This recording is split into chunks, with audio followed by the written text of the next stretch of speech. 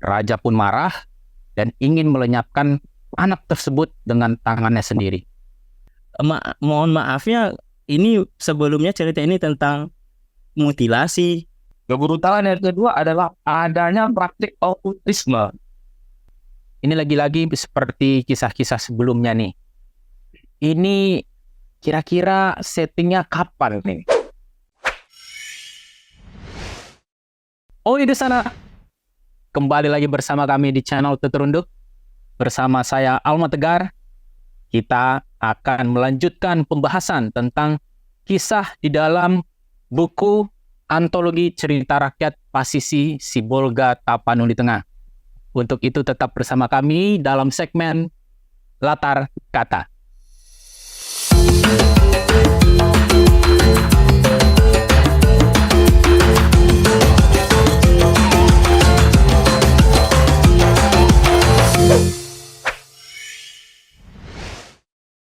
Baik, sanak teterunduk,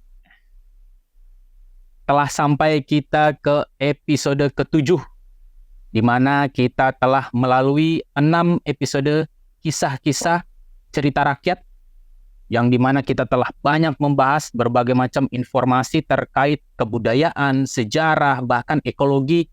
Kita lahap semuanya. Untuk itu, jangan lewatkan untuk menonton 6 episode lainnya.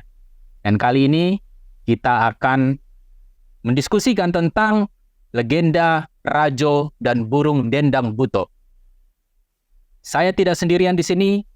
Lagi-lagi saya bersama narasumber yang telah menemani saya dalam 6 episode lainnya sebelumnya. Untuk itu, mari kita sapa seorang narasumber yang terlibat dalam penyusunan buku ini. Beliau memberikan arahan-arahan dalam mengilustrasikan masing-masing kisah yang ada di dalam buku ini. Untuk itu, mari kita sapa Bang Ahmad Naufal. Assalamualaikum, Oke Nopal. Waalaikumsalam warahmatullahi wabarakatuh. Salam sejahtera kita. Siap. Alhamdulillah sehat ya, Ge ya. Alhamdulillah. Alhamdulillah. Saya juga ingin menyapa pada sanak sekalian. Assalamualaikum warahmatullahi wabarakatuh. Ya, sana terunduk disapa tuh sama Oge Nopal. Nah, namun kali ini Oge Nopal tidak sendirian sebagai narasumber. Kita telah menghadirkan yang dimana beliau itu adalah penulis dari seluruh cerita rakyat ini. Khususnya 7 cerita rakyat klasik yang memang sudah turun-temurun. Beliau memberikan pengayaan dan pengubahan serta memimpin tim naskah dan berdiskusi dengan para narasumber untuk menyusun kisah-kisah yang ada di dalam buku ini. Untuk itu, mari kita sapa Bung Irfan Arhamsah Sihotang. Assalamualaikum. Waalaikumsalam. Oi di sana. Ya. Oi di sana. Assalamualaikum. Aduh, Bang Alma. Akhirnya teman-teman ada kesempatan. Siap. Akhirnya ada kesempatan nih kita bergabung dengan Bung Irfan. Nah, sebenarnya saya udah iri kemarin, Bang. Oh iya ya. Kenapa? Nah, mungkin sana terunduk penasaran kenapa kok kali ini ada Bung Irfan yang muncul gitu ya. Nah, untuk itu mari kita kita ulas lebih dalam karena ini merupakan kisah yang cukup menarik ya dan banyak latar yang mengapa akhirnya kisahnya seperti itu ditulisnya. Yaitu kisah legenda Rajo dan Burung Dendang Buto. Sebelum kita mulai pembahasan, saya bacakan sedikit ya sinopsisnya biar sanak terunduk bisa memahami konteksnya seperti apa. Dan ini adalah sinopsis yang sesuai dengan di dalam buku ini. Baik, begini sinopsisnya. Di masa dulu kala ada namanya Kerajaan Tanggul Tang, di mana rajanya itu bernama Raja Pandanlawi. Nah, mereka itu belum dikaruniai seorang anak. dan sudah lama menunggu, akhirnya sang ratu pun hamil gitu ya. Namun sang raja memiliki kebiasaan untuk berlayar dengan waktu yang cukup lama, sehingga dia dimungkinkan tidak akan bisa melihat anaknya yang lahir ini. Nah, dalam pemikiran dan keyakinan Raja Pandanlawi, dia menginginkan seorang anak laki-laki yang akan meneruskan kerajaannya. Nah, dan dia tidak menginginkan anak perempuan karena dia meyakini akan membawa sial. Akhirnya, sebelum dia berangkat berlayar, dia memberikan pesan kepada istrinya, kepada sang ratu, apabila anak kita laki-laki tolong dibesarkan dengan baik, tetapi apabila dia perempuan tolong dilenyapkan. Nah, akhirnya raja pun berangkat. Beberapa lama berbulan kemudian akhirnya sang ratu melahirkan, dan ternyata anaknya adalah seorang perempuan, dan anak ini dinamakan Pancodi. Sang ratu tidak tega untuk melenyapkan anak ini, apalagi dia sudah lama mendambakan seorang anak. Dan akhirnya dia memiliki gagasan, dia akan membesarkan anak ini dan bekerja sama dengan masyarakat, dengan warga di kerajaannya untuk menutupi apa yang diinginkan oleh sang ratu. Akhirnya warga dikumpulkan dan bersepakat untuk menutupi ini semua. Pancodi dibesarkan dengan baik, tetapi masyarakat menyatakan secara bersama-sama bahwa Pancodi telah dilenyapkan. Maka dari itu diambillah seekor kambing, disembelih, dan darahnya dimasukkan ke dalam botol. Setelah 15 tahun kemudian, raja pun pulang. Nah, raja bertanya otomatis kepada istrinya, siapa anak kita? Dan ternyata ratu menjawab, anak kita perempuan dan dia sudah dilenyapkan. Apa buktinya? Yaitu adalah darah di dalam botol tersebut. Dan masyarakat pun menyetujuinya gitu ya. Tapi ternyata tak diduga, hadirlah seekor burung dendang buto. Burung ini bisa berbicara. Dan dia berkata kepada raja, mereka semua bohong. Anakmu perempuan sudah dibesarkan. Raja pun marah dan ingin melenyapkan anak tersebut dengan tangannya sendiri. Anak ini disembunyikan di Bukit Tinggi Tanggul Tang, sebuah benteng tua ya, di mana di situ ada neneknya Pancodi yang merawatnya. Dan ketika raja datang, akhirnya dia mengejar Pancodi, dan Pancodi pun kaget gitu ya. Ini pertama kalinya ketemu ayahnya, tetapi ayahnya begitu marah dengan dia. Setelah berlari-berlari, raja pun lelah. Tiba-tiba raja meminta Pancodi mendekat gitu kan. Artinya raja menginginkan Pancodi mendekat dengan sukarela, dan raja menyatakan dia tidak akan menyakiti Pancodi. Tapi ternyata raja berbohong. Raja mendekap Pancodi dan ternyata dia sesak. Tiba-tiba kesedihan Pancodi menciptakan cahaya dari tubuhnya, dan tiba-tiba Pancodi pun menjelma menjadi bulu-bulu, menjadi serat yang menyatu ke dalam jubah raja, dan jubah raja menjadi jubah emas. Nah, Pancodi pun masih bisa berkomunikasi dengan ayahnya yang menyatakan bahwa sebenarnya anak perempuan juga memiliki bakti kepada orang tuanya. Tidaklah anak perempuan itu membawa sial. Dan Raja Pancodi melihat banyaknya baju-baju dengan ukuran raja yang telah dijahit oleh Pancodi selama ini. Dan raja pun begitu sedih, menyesal, dan dia tidak berani dan tidak sanggup untuk melepaskan jubah emasnya, di mana Pancodi telah menjadi serat-serat emas di dalam baju tersebut. Nah, itulah sinopsis yang ada di dalam legenda Rajo dan Burung Dendang Buto. Selengkapnya bisa dibaca di dalam buku antologi Cerita Rakyat Pasisi Sibolga Tapteng. Baik, untuk memulai pembahasan nih, mungkin pertama kali saya ingin mendengar nih dari Bung Irfan sebagai sang penulis dan menggubah cerita dari Legenda Raja dan Burung Dendang Buto. Ya. Kira-kira seperti apa nih prosesnya? Mungkin teman-teman Sanatu Terunduk tidak tahu seperti apa yang sudah banyak ditulis di beberapa sumber lain, tetapi kita menuliskan dengan versi yang seperti ini. Silakan, Bung Irfan. Baik, ya. Cerita tentang Legenda Raja dan Burung Dendang Buto sebenarnya itu sudah masuk dalam beberapa cerita yang telah dibukukan oleh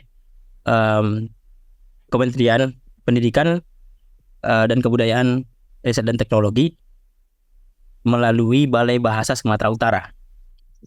Dan buku itu kita terima terbitnya di tahun 2016 ya, tapi namun kita terima itu di sekitar medio 2022 gitu ya. Dan kebetulan memang pada saat itu ada motif nih mempelajari cerita-cerita rakyat, karena memang Forum Komunitas Kreatif Sibolga Tapteng ingin membuat event terkait cerita rakyat gitu ya, mendongeng. Namun terkejut juga kita Bang pada saat kita menerima versi yang telah dibukukan dari Balai Bahasa. Pada saat cerita ini dibaca, sebenarnya khusus untuk cerita ini ya Bang. Ya, betul. Secara umum spesifik gitu. Spesifik ya, secara umum memang cerita-cerita yang terkandung dalam kumpulan cerita rakyat itu sebenarnya banyak yang miss gitu kan, banyak yang terlewatkan, banyak plot hole yang sebenarnya tidak kalau kita ceritakan pun rasanya kurang kuat narasinya. Iya. Tidak mengalir lah ya. Mengalir gitu karena banyak betul. Banyak terlalu banyak plot hole gitu ya. Nah, betul. Tapi khususnya di Burung Dendang Buto, Legenda Raja dan Burung Dendang Buto ini memang ekstrim sekali, Bang. Ini ya. Mohon maafnya, ini sebelumnya cerita ini tentang mutilasi, tentang itu ya, kekejaman. Iya. Nah, tentu kita menyadari bahwasanya itikat baik dikeluarkannya buku itu, cerita ini dicetak gitu kan, pasti itikat baiknya adalah ingin menyiarkan cerita budaya gitu kan. Betul. Walaupun ternyata ceritanya itu tidak terlalu baik untuk dikonsumsi. Nah, akhirnya kita Bang melalui FKK kita ambil peran gitu ya, ambil peran untuk merestorasi cerita lah gitu. Siap. Nah, untuk ya sebagai kalau kami berbicara ataupun berkoordinasi dengan Balai Bahasa Sumut pada saat itu, ya mereka juga tangan terbuka juga. Oh ya, kalau memang ada salah ya silahkan, mungkin ada ide gitu kan. Tapi kita tidak menafikan cerita awalnya ini memang sudah itu kita syukuri ya. Adanya cerita itu pasti memantik cerita-cerita baru karena memang dinamis Bang. Cerita rakyat itu karena tidak mungkin banyak sumbernya, jadi sifatnya dinamis, tidak baku. Betul. Nah, apa yang versinya FKK apa yang beda gitu? Pasti ya pertanyaannya gitu ya. Iya. Itu 100% enggak 100% lah, 90% itu beda gitu. 10% mungkin tokoh ya. Tokohnya dan alur ceritanya, tapi alur ceritanya masih sama ya. Nah, tokoh dan alur masih sama.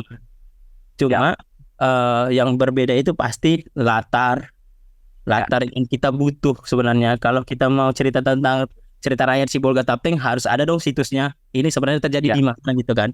Ya. Tokohnya siapa gitu? Ya, betul. Di dalam cerita lama itu hanya ada Pancoding. Yang tokoh sentral. Nah, oke, kita ini agak banyak cerita, nggak apa-apa ya, Tam? Ya, mungkin sedikit-sedikit disimpulkan gitu. Karena episode pertama ya. Untuk saya. Betul. Nah, begini Bang. Stage ya. Akhirnya ya sudah, kita lihat ini cerita bagus, perlu untuk dikemas ulang. Ya. Kita itu berakrobat di sini ya Bang. Ini pergeseran ekstrim dalam cerita, bahwasanya memang hal-hal yang yang perlu kita sampaikan untuk pembaca itu adalah hal-hal positif walaupun di dalam cerita yang tragis itu. Iya, iya. Sejatinya Bang, Legenda Raja dan Burung Dendang Buto ini itu bukan judul yang orisinil dari daerah kota Sibolga atau Tapteng gitu. Originalnya apa? Orisinal ada cerita legenda Raja dan Burung Dendang Buto itu di Jawa, Oh, di Jawa. Jawa.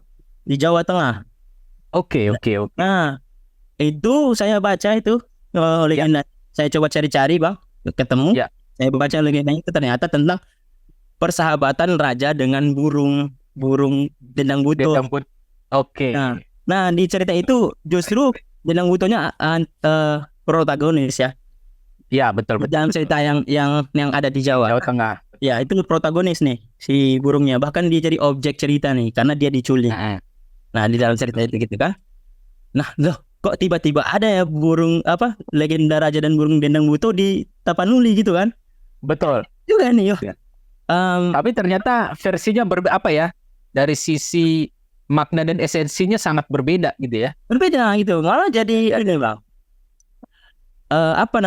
Kalau dikatakan yang versi yang Tapanuli itu kan, itu lebih menempatkan si burung tadi sebagai sebagai brand doang nih Bang. Karena di dalam cerita burung dendang buto itu cuma ada di awal gitu kan. Tapi setelah akhir burung dendang buto tak punya penyelesaian apapun kan. Dia tidak punya peran ya. Dia hanya apa sebagai penyiar berita tidak kooperatif. Karena dia tidak diundang gitu ya. Nah, karena memang ini ya burung dendang buto ini hanya brand cerita saja. Jika ada namanya burung dendang buto yang kejadian nih, tapi sampai akhir hanya konflik antara Pancorik dan ayahnya itu saja kan. Kalau dari segi bahasa mungkin masih nyambung. Dendang itu artinya artinya bersenam, bicarakan ya. Ini kan buto itu artinya tak melihat, buto gitu kan. Oke. Buta. Kalau kita memang memasuki ranah bahasa mungkin ya. Tapi secara keseluruhan saya kurang tahu sih Bang. Ini dapat dari mana? Siap. Dari Jawa itu sudah kuat nih ceritanya. Tiba-tiba kita buat. Mungkin novel bisa bantu nanti menjelaskan. Nah ini benar nih, bridging yang oke nih. Nah jadi pas banget kita pengen lihat pandangan Oge Nopal nih terhadap kisah dari Legenda Raja dan Burung Dendang Buto ini. Sebagaimana tadi sudah disampaikan ya dan dikonfirmasi kepada publik lah ini ya, kepada sanak tuturunduk semua bahwa ternyata ada penggubahan. Tetapi saya juga pernah membaca versi aslinya. Gubahan kali ini relatif memiliki makna yang sama gitu ya, plot yang hampir sama. Tetapi kurang lebih ceritanya tuh digubah sehingga ini lebih menarik, lebih mudah disampaikan ke anak-anak gitu ya, dan juga lebih imajinatif lah untuk kita baca. Silakan Oge Nopal, gimana nih Oge? Interpretasinya gimana nih Ge? Ya ini seperti gayung bersambut dari Bung Irfan Amsas di kota ya tentang Buto ya. Buto itu tadi kita jelaskan ya. Ternyata itu dari etimologi berasal dari bahasa Sanskerta, bukan dari bahasa Pesisir. Jadi kalau bahasa Sanskerta, Buto itu adalah dunia alam gaib, dia ada debit. Jadi kalau seumpamanya kata dari Buto itu contohnya hijau. Buto dengan jadi di dalam mitologi Jawa kuno ada sosok hantu yang dipercaya menteror warga pada masa kerajaan Hindu Buddha, Buto dengan berarti Buto ini mengatakan sesuatu yang tidak terlihat, bukan tidak bisa melihat. Saya ulang, sesuatu hal yang tidak terlihat, bukan tidak bisa melihat. Dari Burung Dendang Buto itu bukannya buta, tidak terlihat, tapi memang tidak terlihat. Itu kira-kira ya. Oke. Baik. Saya mengaminkan tentang narasi yang diubah dan konsep Irfan ya. Jadi ini memang harus diubah karena demi kesaluran dalam berliterasi. Betul. Nah, tapi kalau ini salah satu tanda kutip kebrutalan dalam cerita ini, ada fragmen-fragmen halus yang jika kita jeli melihatnya, fragmen halus ini memberikan kita sebuah informasi tentang adanya satu sistem kemasyarakatan yang menganut patriarki yang ekstrim. Artinya adalah masyarakat itu dikuasai dengan sistem dominasi pria, sehingga sistem dominasi para pria ini bisa merugikan kaum perempuan. Buktinya Pak Sodik yang ketika sebelum lahir saja dia direncanakan karena dia berjenis perempuan ya. Nah ini kebrutalan yang pertama. Kebrutalan yang kedua adalah adanya praktik okultisme. Praktik okultisme itu adalah praktik penyembahan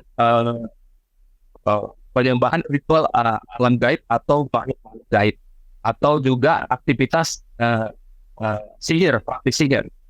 Oke. Apa buktinya? Buktinya adalah yang berdasarkan dari referensi yang disampaikan oleh Bung Irfan, versi dari Kemendikbud, ya, yang mengatakan bahwa ternyata darah dari Pancodik itu yang sudah dipalsukan menjadi darah hewan, ya, ini diminum oleh raja, itu versinya. Oh, diminum oleh raja ya? Iya, ini oleh Slayer cek nanti ya. Ya, Ini kan praktik ada dua arahnya. Satu praktik okultisme, ya, dengan tujuan tertentu, ya. Yang kedua aksi kanibalis. Kanibalisme. Iya, kanibalisme itu bukan berarti harus makan daging sesama jenis, tersedia betul wajib. Ya, tapi juga ini darah. Gitu. Ya ada praktik kanibalisme. Dan ini brutalnya gitu. Nah, ternyata sebrutal itu dan strategis itu, jangan khawatir, ada solusi, ada harapan bagi kita bersama bahwa cerita tragis ini memiliki nilai moral yang tinggi. Apa? Ya, pertama tentang usaha dan upaya dari permaisuri menyelamatkan putrinya. Betul. Jadi untuk menyelamatkan putrinya, maka dia harus memiliki rencana yang menyeluruh secara kolektif. Betul. Agar putrinya terlindungi dengan baik, dia harus mengajak masyarakat, kan begitu ya. Betul. Nah, tetapi apa feedbacknya bagi masyarakat Panggultan? Ya, apakah mereka harus arena saja? Sepertinya tidak. Jadi permaisuri memberikan sebuah gagasan yang bersifat euforia mungkin ya, utopis, tapi coba dulu gitu. Bagaimana memberdayakan kaum perempuan agar lepas dari arogansi patriarkis.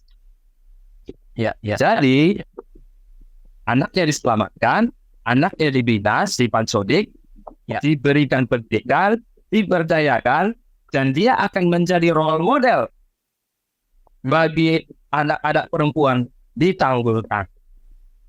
Jadi semuanya dapat untung gitu. Betul. Nah, ini adalah semacam pertempuran antara status quo melawan gerakan perubahan. Saya tidak mengarahkan basis politik ya, tapi seperti itu. Nah, gitu. Kurang lebih seperti itu ya. Ya bisa. Dan ini mereka ini masalah patriarkisme ekstrem ini parah.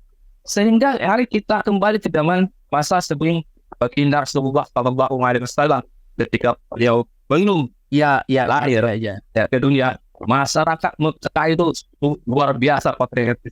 Betul. Sangat radikal. Tahu sendirilah, anak perempuan baru lahir dikubur hidup-hidup. Nauzubillah. Nah, sekarang terjadi di negeri itu, negeri Tanggulkan. Nah, kesadaran untuk merubah itu berasal dari putri. Oke, ini yang terakhir.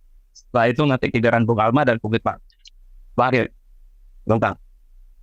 Nah, di endingnya Pancodik yang sebagai role model itu, role model karakter itu memiliki misi yang tidak biasa. Betul. Memiliki misi yang tidak biasa.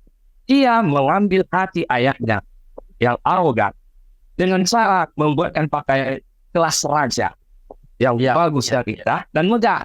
Harapannya adalah jika raja menerima mahakarya desainnya itu, mahakarya desain bustananya itu, maka raja pun akan menerima Pancodik sebagai putrinya. Iya. Maksudnya ngambil hati lah begitu. Betul. Dan jika raja menerima Pancodik sebagai putrinya, maka perlahan namun pasti raja akan merubah kebijaksanaan politiknya dalam negeri ya. Jadi tidak akan ada lagi sistem patriarki ekstrim yang menindas rakyat. Luar biasa nih. Nah, tapi satu hal lagi, setelah itu silakan giliran Anda sekalian. Namun Pancodik mati, tewas dalam keadaan martir. Apa buktinya? Lihat paragraf terakhir, sang raja hidup dalam penyistaran yang terdalam. Nah, dengan penyistaran terdalam, berarti raja menemukan kesadaran dalam sebuah tragedi yang luar biasa menyedihkan itu. Sehingga bisa ditebak kemudian bahwa ia merubah kebijakannya, tapi mengorbankan Pancodik. Ya, seperti itu. Silakan Bung Alma dan Bung Irfan. Ini menarik ya. Ini juga diskusi kita ini sangat mengalir.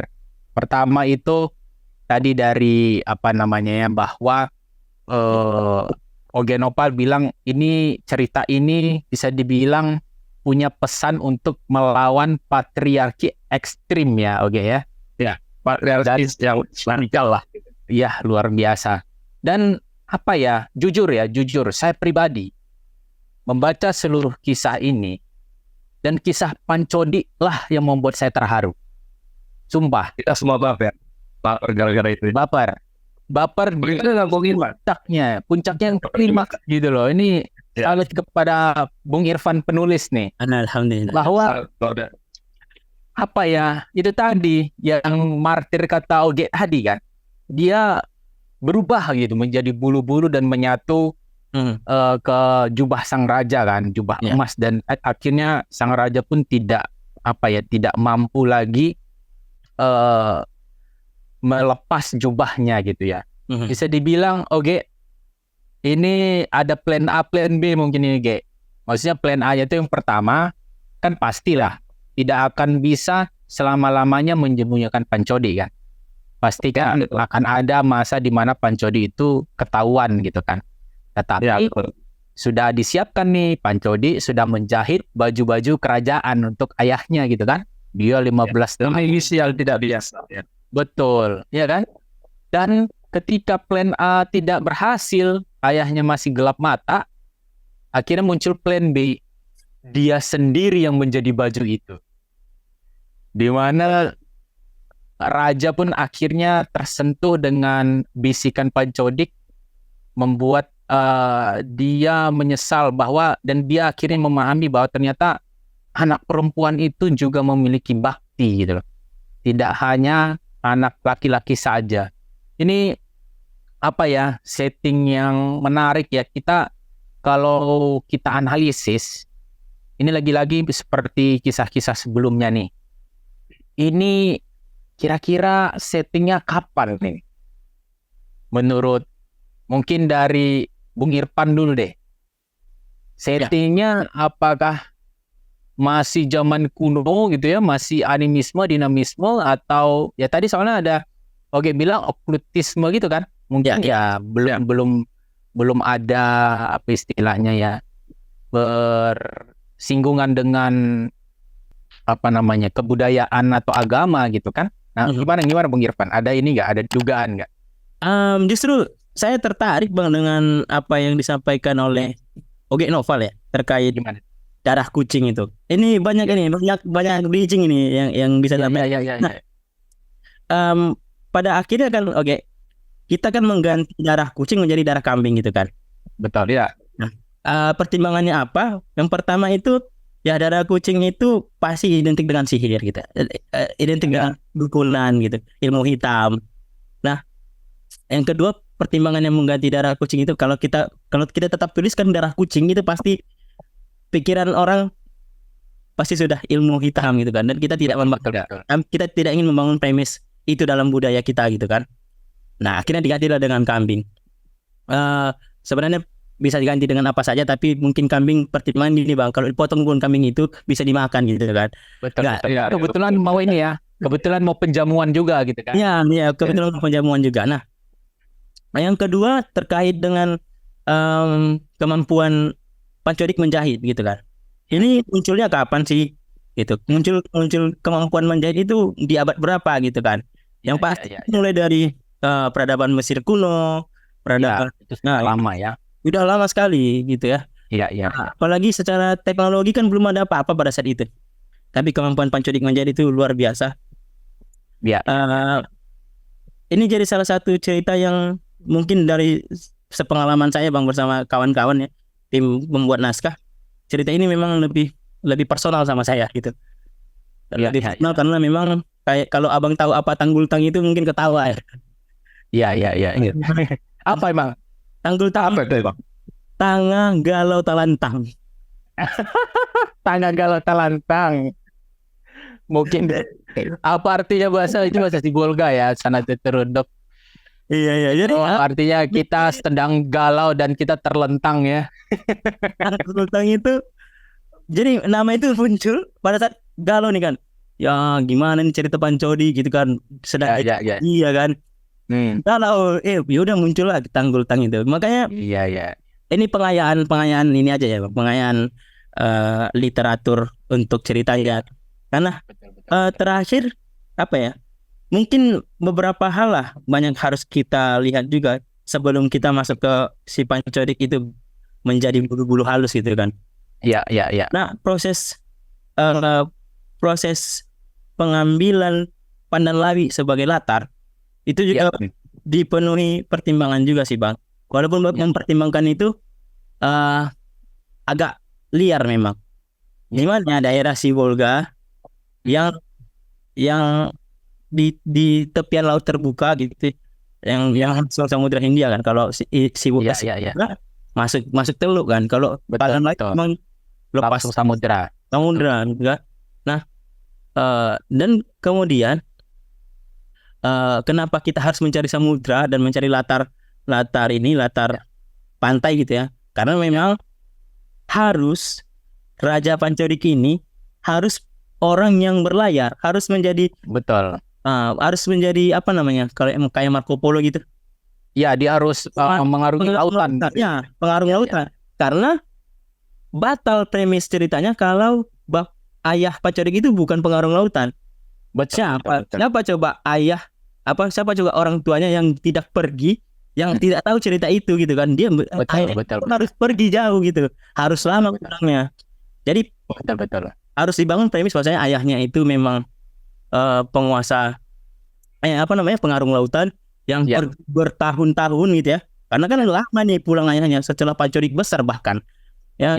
Memang kalau kita tahu dengan teknologi kapal zaman dulu berlayar mengarungi lautan itu butuh waktu tahunan gitu ya. Apalagi pakai kapal angin gitu ya, kapal layar angin. Nah, itu dia banyak hal-hal yang harus perhatikan. Luar biasa nih. Ini sebenarnya ada yang satu hal ini menggelitik sedikit. Ini kan cerita akhirnya sudah dibukukan nih. Ya. Sudah dibukukan. Jangan-jangan waktu Bung Irfan menulis ada burung dendang buto nggak di belakang yang membisikkan? Bisa jadi. Kata intinya. Gimana Ge? Bisa jadi. Ada ini nggak kira-kira fragmen ini kapan ini? Kira-kira settingnya nih? Kalau settingnya, kalau menurut saya sebelum ada Islam, Darbannya ibar ke Nusantara. Gitu. Lebih tua lagi ya? Ya, karena ini ritual pengorbanan manusia gitu kan. Ini benar. Ini jauh. Terus peradabannya jauh. Ya, perlu diketahui juga pada masa zaman Hindu Buddha, tidak semua orang beragama Hindu Buddha. Ada juga beragama beragama yang lain gitu. Dan ini salah satu. Terus tentang burung dendang buto ini yang kemungkinan ada korelasinya dengan versi dari Jawa Tengah menurut Bung Irfan. Jadi ada juga burung sepelinggir kayak gitu namanya bawil. Ya. Dan bawil ini jangan berbarengan dengan buto dengan, yaitu sosok hantu yang bertaring dan juga bersisik memiliki cakar panjang. Jadi bawil bunyi dulu, dan baru kemudian Butodengen datang gitu. Jadi kemungkinan versi Jawa Tengah kayaknya dari situ, dari terminologi antumologinya dari Jawa kuno pada saat itu. Dan ini apa yang saya kemukakan itu berdasarkan dari pendapat Franciscus Assisi dari channel YouTube Assisi Channel. Jadi dia memiliki edisi penjabaran khusus tentang makhluk-makhluk gaib pada zaman Hindu Buddha yang menjadi momok yang menakutkan pada masa itu di Pulau Jawa dan sekitarnya. Yang itu makhluk gaib itu berasal dari Purloka. Purloka itu adalah dunia alam gaib dalam bahasa Sanskerta. Jadi dia para hantu dan juga dia kegelapan. Gitu. Jadi sepertinya ya kalau melihat korelasinya gitu. Ya silakan Bung Alma dan Ivan. Iya ya, ini satu hal cerita yang sebenarnya kalau kita lihat yang sudah tertulis gitu ya, ini sangat-sangat menyentuh hati gitu kan. Tetapi ternyata di balik itu banyak yang kita bisa bilang ya, kita perhalus gitu ya. Kita perhalus. Nah ini sebenarnya saya pikir punya kita punya statement sebenarnya. Kita punya pernyataan kan, bahwa apabila cerita rakyat ini memang kita putuskan untuk diteruskan ke generasi berikutnya, otomatis kan kita harus memiliki upaya filter gitu ya, upaya menyaring apa nih yang lebih kontekstual untuk sekarang dan ke depan gitu kan, karena kan kebudayaan itu berkembang ya. Benar. Artinya mungkin kayak pembahasan kemarin ya tentang Putri Lopian gitu ya, bahwa kepercayaan kuno zaman Austronesia ternyata memiliki evolusi hingga ke zaman sekarang. Saya pikir tidak salah juga kan kalau cerita tentang Pancodi ini pun mengalami yang serupa, tetapi punya pesan makna yang relatif sama gitu. Bahkan ada secara implisit ada perlawanan tentang ketidaksetaraan gitu kan. Dan ini modern banget gitu loh. Ada kesetaraan gender yang diperjuangkan, kurang lebih seperti itu. Bung Albat, bukan kesetaraan gender ya. Ini kesetaraan manusia. Kesetaraan manusia gitu kan. Ya, kalau gender itu terlalu ribet kita menjelaskan. Jadi paling ingatnya adalah kesetaraan manusia gitu. Artinya apalagi ini punya makna menarik juga lah ya buat kita semua gitu ya. Kita misalnya punya keinginan, tapi ternyata yang hadir itu kita maunya A, ternyata yang jadi B. Pasti ada sesuatu hal yang baik yang di B ini kan. Ini kita harus respon, jangan sampai kita menghancurkan B ini. Padahal B ini kita belum tahu bahwa dia itu adalah hal yang terbaik, seperti Pancodik yang telah menjahit berbagai baju untuk ayahnya. Ya. Baiklah, ini saya pikir kalau kita bahas dalam-dalam cukup panjang juga nih. Lama-lama tapi saya Bang, silakan gimana, ada lagi nih? Ya, saya cuma penasaran tentang satu hal sih, Bang. Gimana tuh? Apa sebenarnya arti Pancodik? Pancodik ya. Karena sayangnya dari semua narasumber yang saya tanya gitu ya, tidak ada yang tahu pasti, hanya menduga-duga gitu. Nah, kayak istilahnya kalau udah kata pan di depan dalam kosakata pasisi gitu ya, Bang. Ya. Itu sifat yang berulang-ulang gitu. Contohnya Panggaron. Oh, ya. Dia itu orang yang iseng, iya, berkarakter gitu ya. Jadi punya karakter ya. Yang lebih jelek itu Pancaru ya kan? Iya, Pancaru.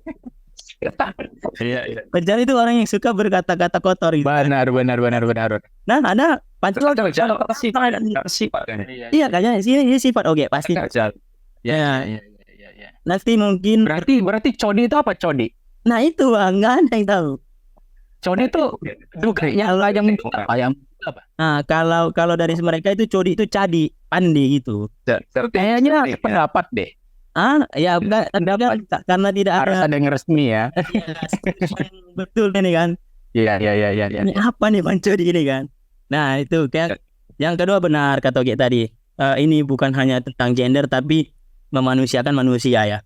Maksudnya, perempuan itu manusia, dan bahkan Bang untuk kemana arah cerita ini kita arahkan kan, dibandingkan berakhir dengan tragis, dengan pembunuhan gitu kan, kita lebih ambil sisi yang lebih hangat gitu ya.